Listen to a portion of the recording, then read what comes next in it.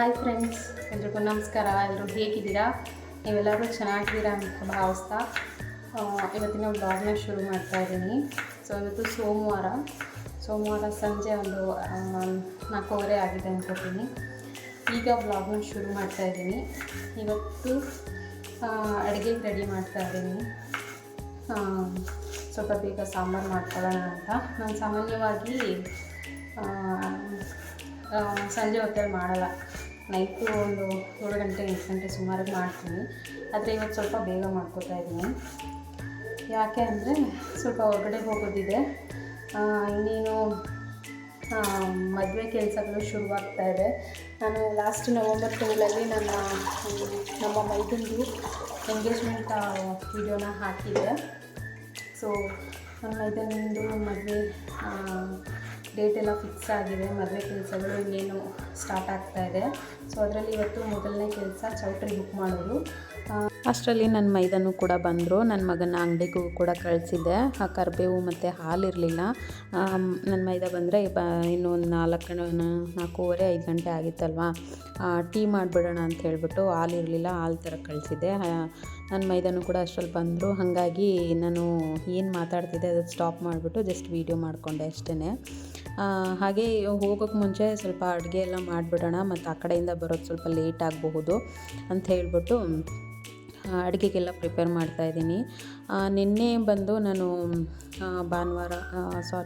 ಶನಿವಾರ ಬಂದು ಅಮ್ಮನ ಮನೆಗೆ ಹೋಗಿದ್ದೆ. ನನ್ನ ಫ್ರೆಂಡ್ ತಂದೆ ಒಬ್ಬರು ತೀರ್ಕೊಂಡಿದ್ರು.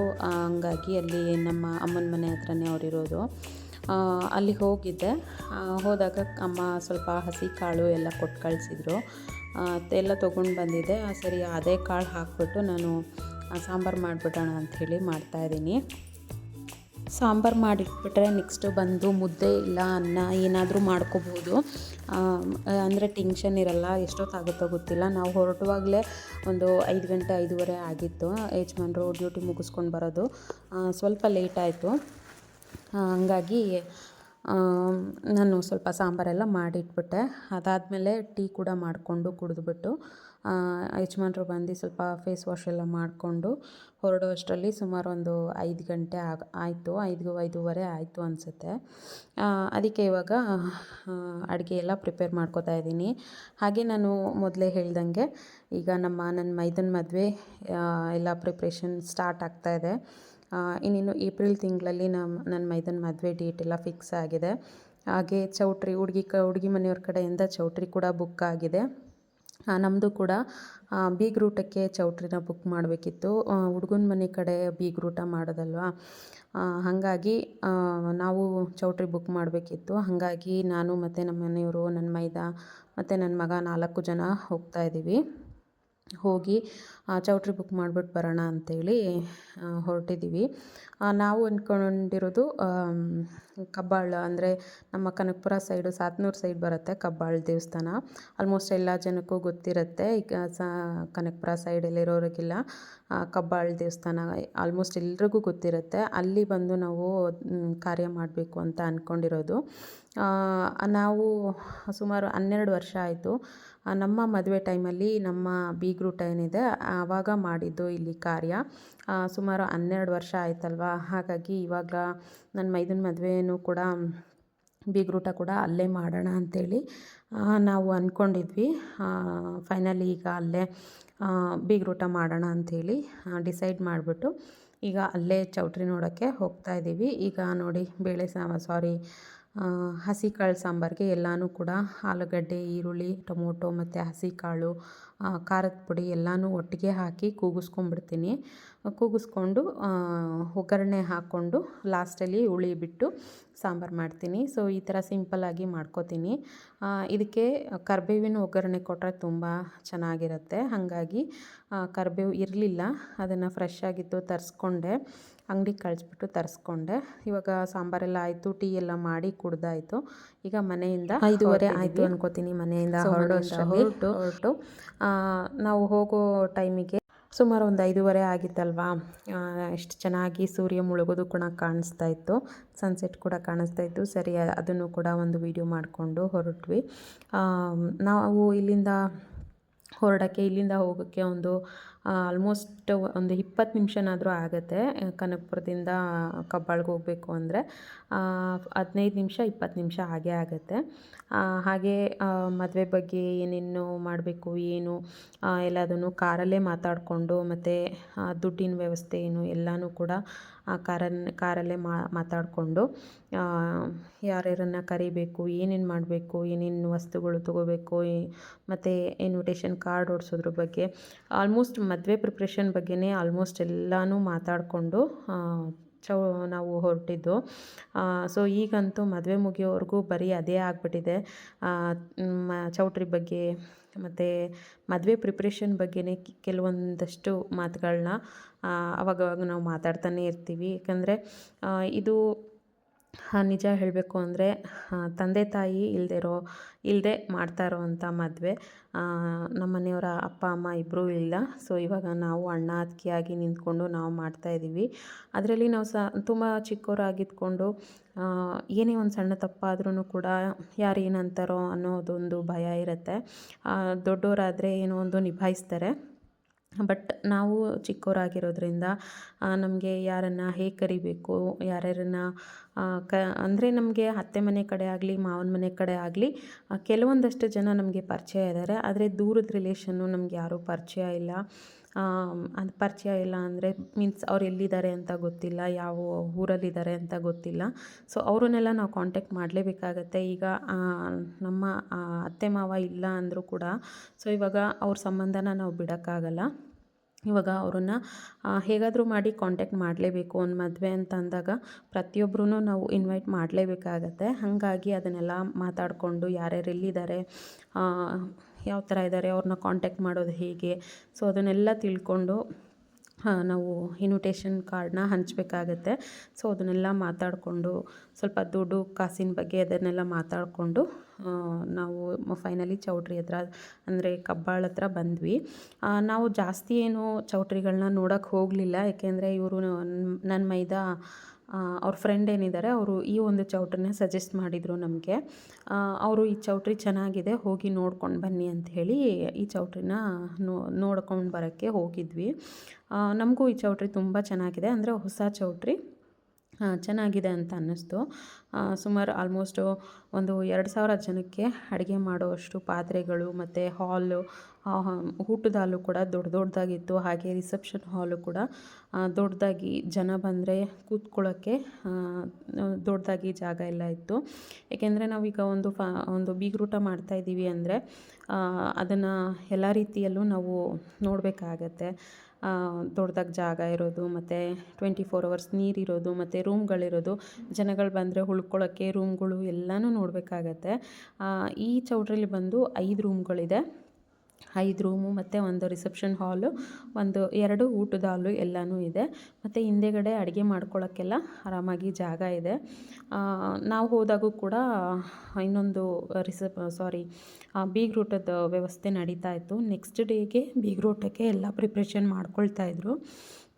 ನಾವು ಆ ಟೈಮಲ್ಲಿ ಹೋಗಿದ್ದು, ನಾವು ಸಂಜೆ ಟೈಮ್ ಸೋಮವಾರ ಸಂಜೆ ಹೋಗಿದ್ವಿ. ಮಂಗಳವಾರ ನೆಕ್ಸ್ಟ್ ಬೇರೆಯವ್ರದ್ದು ಯಾರ್ದೋ ಬೀಗ್ರೂಟ ಇತ್ತು, ಅದಕ್ಕೆಲ್ಲ ಪ್ರಿಪ್ರೇಷನ್ ಮಾಡ್ಕೋತಾಯಿದ್ರು. ಸೊ ಫೈನಲಿ ಈ ಥರ ಇದೆ ಒಂದು ಕನ್ವೆನ್ಷನ್ ಹಾಲು, ಪಾರ್ಟಿ ಹಾಲು. ಸೊ ಅದರಲ್ಲಿ ಒಂದು 5 ರೂಮು ಮತ್ತು ರಿಸೆಪ್ಷನ್ ಹಾಲು ಮತ್ತು 2 ಊಟದ ಹಾಲು ಇಷ್ಟು ಇದೆ. ಕಬ್ಬಾಳಿಗೆ ದೇವಸ್ಥಾನಕ್ಕೆ ಹತ್ರನೇ ಆಗುತ್ತೆ. ಮತ್ತು ಪಾರ್ಕಿಂಗ್ ಏರಿಯಾನೂ ಕೂಡ ತುಂಬಾ ದೊಡ್ಡದಾಗಿದೆ. ಎಷ್ಟು ಕಾರ್ ಬಂದರೂ ಆರಾಮಾಗಿ ನಿಲ್ಲಿಸ್ಬೋದು, ಎಷ್ಟು ಜನ ಬಂದರೂ ಆರಾಮಾಗಿ ಇಲ್ಲಿ ವ್ಯವಸ್ಥೆ ಎಲ್ಲದಕ್ಕೂ ಇದೆ. ಪಾರ್ಕಿಂಗ್ ಏನು ತೊಂದರೆ ಇಲ್ಲ. ಹಂಗಾಗಿ ನಮಗೆ ಪಾರ್ಕಿಂಗ್ ವ್ಯವಸ್ಥೆ ಬೇಕು ಅಂತಲೇ ನಾವು ಈ ಒಂದು ಪ್ಲೇಸ್ನ ಚೂಸ್ ಮಾಡಿದ್ದು. ಸೊ ಏನಂದರೆ ಎಲ್ಲರೂ ಬರೋರು ಕಾರಲ್ಲಿ ಬರ್ತಾರೆ, ಸ್ಕೂಟ್ರುಗಳು ಕಾರು, ಸೊ ಇದನ್ನೆಲ್ಲ ನಿಲ್ಸೋಕ್ಕೆ ಸ್ವಲ್ಪ ಜಾಗ ಬೇಕಾಗತ್ತೆ. ಹಾಗಾಗಿ ನಾವೇನು ಮಾಡಿದ್ವಿ, ಸ್ವಲ್ಪ ದೊಡ್ಡದಾಗಿರೋದೇ ನೋಡಿದ್ವಿ. ಅದಾದಮೇಲೆ ನೋಡೋಣ, ನಮ್ಮ ಒಂದು ಬೀಗ್ರೂಟ ಮಾಡಿದ್ವಲ್ಲ ಆ ಒಂದು ಚೌಟ್ರಿನ ನೋಡೋಣ ಅಂಥೇಳಿ ಇವಾಗ ಅಲ್ಲಿಗೆ ಹೋಗ್ತಾ ಇದ್ದೀವಿ. ಸೊ ಇಲ್ಲಿಂದ ನೋಡಿ ಕಬ್ಬಾಳ ಬೆಟ್ಟ ಎಷ್ಟು ಚೆನ್ನಾಗಿ ಕಾಣಿಸ್ತಾ ಇದೆ. ಈ ಒಂದು ಮುಸ್ಸಂಜೆ ಹೊತ್ತಲ್ಲಿ ಆ ಬೆಟ್ಟ ಎಷ್ಟು ಚೆನ್ನಾಗಿ ಲೈಟ್ಗಳು ಕೂಡ ಹಾಕಿದ್ದಾರೆ. ಒಂದು ಬೆಟ್ಟ ಹೇಗೆ ಹೋಗುತ್ತೋ ಹಾಗೆ ಲೈಟ್ಗಳು ಕೂಡ ಹಾಕಿದ್ದಾರೆ ಮೆಟ್ಲು ಸ್ಟ್ರೈಟಲ್ಲಿ. ಸೊ ಇಲ್ಲಿ ಬಂದು ನಮ್ಮದು ಫುಲ್ ಕತ್ಲೆ ಆಗೋಗಿತ್ತು ಇಲ್ಲಿ ಹೋಗೋಷ್ಟರಲ್ಲಿ. ಇದನ್ನು ನೋಡ್ತಾ ಇದ್ದರೆ ಒಳ್ಳೆ ಭೂತ್ ಬಂಗ್ಲೆ ನೋಡ್ದಂಗೆ ಆಗ್ತಾಯಿತ್ತು. ಸೊ ನಾವು ಸುಮಾರು 12 ವರ್ಷ ಆಯ್ತಲ್ವಾ, 12 ವರ್ಷದ ಹಿಂದೆ ಈ ಚೌಟ್ರಿ ತುಂಬಾ ಚೆನ್ನಾಗಿತ್ತು. ಸೊ ಇಲ್ಲಿಂದ ನೋಡಿ ಕಬ್ಬಾಳ ಬೆಟ್ಟನೂ ಎಷ್ಟು ಚೆನ್ನಾಗಿ ಕಾಣಿಸ್ತಾ ಇದೆ, ಇಲ್ಲಿಂದ ಹತ್ತಿರ ಕಾಣಿಸ್ತಾ ಇದೆ. ಈ ಚೌಟ್ರಿ ತುಂಬಾ ಚೆನ್ನಾಗಿತ್ತು. ನಾವು ಮದುವೆ ಆದಾಗ ರಿಸೆಪ್ಷನ್ ಬೀಗ್ರೂಟ ಮಾಡಿದಾಗ ಚೌಟ್ರಿ ತುಂಬಾ ಚೆನ್ನಾಗಿತ್ತು. ಮತ್ತು ಚೌಟ್ರಿ ಊಟದ ಹಾಲು ತುಂಬ ದೊಡ್ಡದಿದೆ. ಸರಿ ಇದನ್ನು ನೋಡೋಣ ಅಂತ ಬಂದ್ವಿ. ಬಟ್ ಇದು ನಾವು ಕತ್ಲೆಯಲ್ಲಿ ಹೋಗಿದ್ದಕ್ಕೆ ಒಂಥರ ಭೂತ್ ಬಂಗ್ಲೆ ಥರ ಕಾಣಿಸ್ತಾ ಇತ್ತು. ನನ್ನ ಮಗನಿಗೆ ಅದೇ ರೇಗಿಸ್ತಾ ಇದ್ದೆ. ನನ್ನ ಮಗ ಹೆದರ್ಕೋತಾ ಇದ್ದ, ಅಮ್ಮ ಬಾ ಹೋಗೋಣ ಅಂತ. ಬಟ್ ಅದು ಇವಾಗ ಅದನ್ನು ಬಿಟ್ಬಿಟ್ಟಿದ್ದಾರೆ, ಏನು ಅದನ್ನು ರೆಡಿ ಮಾಡಿಸಿಲ್ಲ, ಹಾಗೆ ಬಿಟ್ಟಿದ್ದಾರೆ. ಸೊ ನೋಡ್ಕೊಂಡು ಬರೋಣ ಅಂತ ಜಸ್ಟ್ ಹೋದ್ವಿ. ಬಟ್ ಅದು ಯಾಕೋ ನಮ್ಗೆ ಇಷ್ಟ ಆಗಲಿಲ್ಲ. ಸರಿ ಅಂದ್ಬಿಟ್ಟು ಫಸ್ಟ್ ನೋಡಿದ್ದೆ ನೋಡೋಣ ಅಂತ ಹೇಳಿಬಿಟ್ಟು ನನ್ನ ಮೈದ ಅವ್ರ ಫ್ರೆಂಡು ಹೇಳಿದ್ರಲ್ವ ಅದೇ ಪಾರ್ಟಿ ಅಲ್ಲಿ ಇರಲಿ ಅಂತ ಹೇಳ್ಬಿಟ್ಟು ಲಾಸ್ಟಿಗೆ ಫೈನಲ್ಲು ಅದೇ ಒಂದು ಪಾರ್ಟಿಯೆಲ್ಲ ಫೈನಲ್ ಮಾಡಿಬಿಟ್ಟು ಅಡ್ವಾನ್ಸ್ ಮಾಡಿ ಬುಕ್ ಮಾಡಿಬಿಟ್ಟು ಬಂದ್ವಿ. ಏನಂದರೆ ಇವು ಒಂದೊಂದೇ ಕೆಲಸ ಮುಗಿಸ್ಕೊತಾ ಇದ್ದರೆ ನಮಗೂ ಕೂಡ ಟೆನ್ಷನ್ ಇರಲ್ಲ. ಸೊ ಎಲ್ಲ ಪೆಂಡಿಂಗ್ ಕೆಲಸಗಳನ್ನ ಇಟ್ಕೋತಾ ಇದ್ದರೆ, ಎಲ್ಲ ಕೆಲಸಗಳು ಪೆಂಡಿಂಗ್ ಆಗ್ತಾಯಿದ್ರೆ ನಮಗೂ ಕೂಡ ಒಂಥರ ಟೆನ್ಷನ್ ಇರುತ್ತೆ. ಅದಕ್ಕೆ ಒಂದೊಂದೇ ಕೆಲಸ ಮುಗಿಸ್ಕೊಂಬಿಡೋಣ. ಏಕೆಂದರೆ ಈಗ ಮದುವೆ ಸೀಸನ್ ತುಂಬ ಇರೋದ್ರಿಂದ ಪಾರ್ಟಿ ಹಾಲ್ಗಳು ಸಿಗೋದು ತುಂಬಾ ಕಷ್ಟ. ಹಾಗಾಗಿ ನಾವು 2 ತಿಂಗಳು ಮುಂಚೆನೇ ಅಡ್ವಾನ್ಸ್ ಮಾಡ್ತಾಯಿದ್ದೀವಿ. ಇನ್ನು ನೆಕ್ಸ್ಟು ಹೋಗ್ತಾ ಇನ್ನು ಮೇ ಜೂನ್ ತಿಂಗಳವರೆಗೂ ಮದುವೆ ಸೀಸನ್ಗಳಿರೋದ್ರಿಂದ ತುಂಬ ಮದುವೆಗಳಾಗುತ್ತೆ ಮತ್ತು ತುಂಬ ಕಾರ್ಯಗಳಾಗುತ್ತೆ.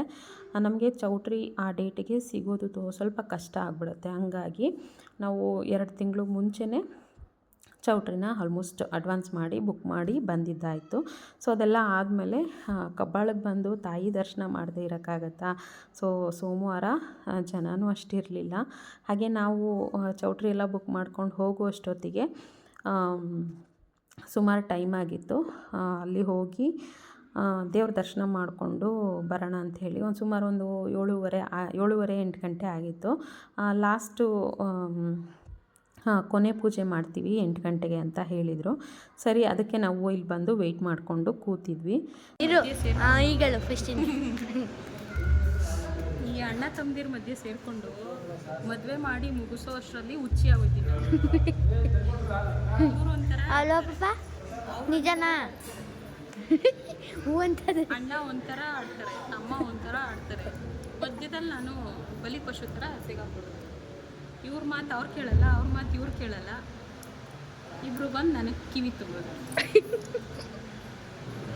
ಏನು ಮಾಡೋಣ?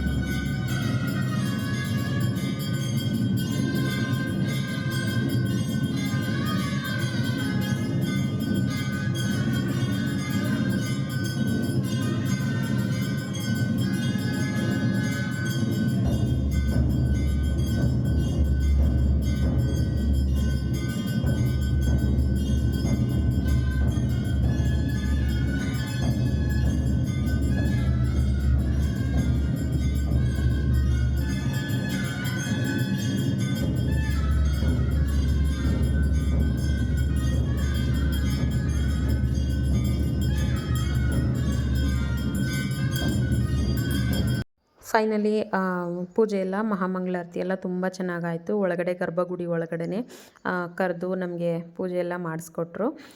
ತುಂಬ ದರ್ಶನವೂ ಕೂಡ ತುಂಬ ಚೆನ್ನಾಗಾಯಿತು. ಸೊ ಫೈನಲಿ ಮದುವೆ ಕೆಲಸದಲ್ಲಿ ಮೊದಲನೇ ಒಂದು ಕೆಲಸ ಮುಗಿದಿದೆ, ಚೌಟ್ರಿ ಬುಕ್ ಮಾಡೋದು.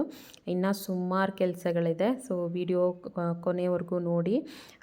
ಮುಂದೆ ಇನ್ನು ಒಳ್ಳೊಳ್ಳೆ ವೀಡಿಯೋನ ನಾನು ನಿಮ್ಮ ಜೊತೆ ಶೇರ್ ಮಾಡ್ತೀನಿ. ಇನ್ನು ಶಾಪಿಂಗ್ ವೀಡಿಯೋ ಎಲ್ಲ ಬರೋದಿದೆ. ಹಾಗೆ ಇನ್ನು ಮದುವೆ ಪ್ರಿಪ್ರೇಷನ್ ಎಲ್ಲ ಈಗ ಏನೆಲ್ಲ ಮಾಡ್ತಾಯಿದ್ದೀವಿ, ಇನ್ನೆಲ್ಲ ಮಾಡಬೇಕು ಇನ್ನು. ಸೊ ಅದನ್ನೆಲ್ಲ ನಾನು ನಿಮ್ಮ ಜೊತೆ ಶೇರ್ ಮಾಡ್ಕೊಳ್ತೀನಿ. ಪ್ಲೀಸ್ ವೀಡಿಯೋನ ಫುಲ್ ನೋಡಿ, ಲಾಸ್ಟ್ ಕೊನೆವರೆಗೂ ವೀಡಿಯೋನ ನೋಡಿ. ವಿಡಿಯೋ ಇಷ್ಟ ಆದರೆ ಪ್ಲೀಸ್ ಲೈಕ್, ಶೇರ್, ಕಮೆಂಟ್ ಮಾಡಿ, ಹಾಗೆ ಸಪೋರ್ಟ್ ಮಾಡಿ ಅಂತ ಕೇಳ್ಕೊತಾ ಇದ್ದೀನಿ. ಸೊ ನಿಮ್ಮೆಲ್ಲರ ಸಪೋರ್ಟ್ ನನಗೆ ತುಂಬ ಅಂದರೆ ತುಂಬ ಮುಖ್ಯ ಆಗುತ್ತೆ. ಹಾಗೆ ವಿಡಿಯೋ ಯಾರೆಲ್ಲ ಹೊಸದಾಗಿ ನೋಡ್ತಾ ಇದ್ದೀರೋ ಸಬ್ಸ್ಕ್ರೈಬ್ ಮಾಡಿಕೊಂಡು ವಿಡಿಯೋನ ನೋಡಿ ಅಂತ ಕೇಳ್ಕೊತಾ ಇದ್ದೀನಿ. ಇನ್ನು ನಮ್ಮ ಹಳೆ ಮನೆಗೆ ಪೇಂಟ್ ಮಾಡಿಸ್ಬೇಕು. ಇನ್ನು ಅಲ್ಲಿ ಮನೆಯೆಲ್ಲ ಕ್ಲೀನ್ ಮಾಡಬೇಕು. ಮತ್ತು ಸಾಂಬಾರು ಪೌಡ್ರ್ ಮಾಡ್ಕೋಬೇಕು, ಖಾರದ ಪುಡಿ, ಬೇಳೆ ಸಾರು ಪುಡಿ, ಧನಿಯಾ ಪುಡಿ ಎಲ್ಲ ಪ್ರತಿಯೊಂದೂ ಕೂಡ ಮಾಡಿಸ್ಕೋಬೇಕು. ಹಾಗೆ ಭಟ್ರುಗಳು ಕೂಡ ಈಗ ನೆಕ್ಸ್ಟು ಭಟ್ರುಗಳಿಗೆ ಒಪ್ಪಿಸ್ಬೇಕು. ಭಟ್ರುಗಳಿಗೆ ಒಪ್ಪಿಸಿ ಅವರು ಕೂಡ ಧನಿಯಾ ಪುಡಿ, ಖಾರದ ಪುಡಿ ಮಾಡಿಸ್ಕೊಳಕ್ಕೆ ಹೇಳ್ತಾರೆ. ಅದನ್ನು ಕೂಡ ಎಲ್ಲ ಪ್ರಿಪೇರ್ ಮಾಡ್ಕೋಬೇಕು. ಇನ್ನು ಒಂದೊಂದೇ ಮದುವೆ ಕಾರ್ಯಗಳು ಒಂದೊಂದೇ ಮಾಡ್ಕೊಳ್ತಾ ಇರಬೇಕು.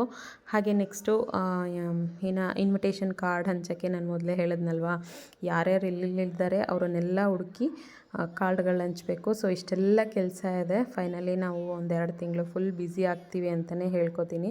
ಸೊ ಅಂಥ ಬ್ಯುಸಿ ಟೈಮಲ್ಲೂ ಕೂಡ ನಾನು ವೀಡಿಯೋ ಮಾಡೋದನ್ನು ಬಿಡಲ್ಲ. ಖಂಡಿತವಾಗ್ಲೂ ವೀಡಿಯೋ ಪೋಸ್ಟ್ ಮಾಡ್ತೀನಿ, ನೋಡ್ತಾ ಇರಿ. ಬಾಯ್ ಸ್ನೇಹಿತರೆ.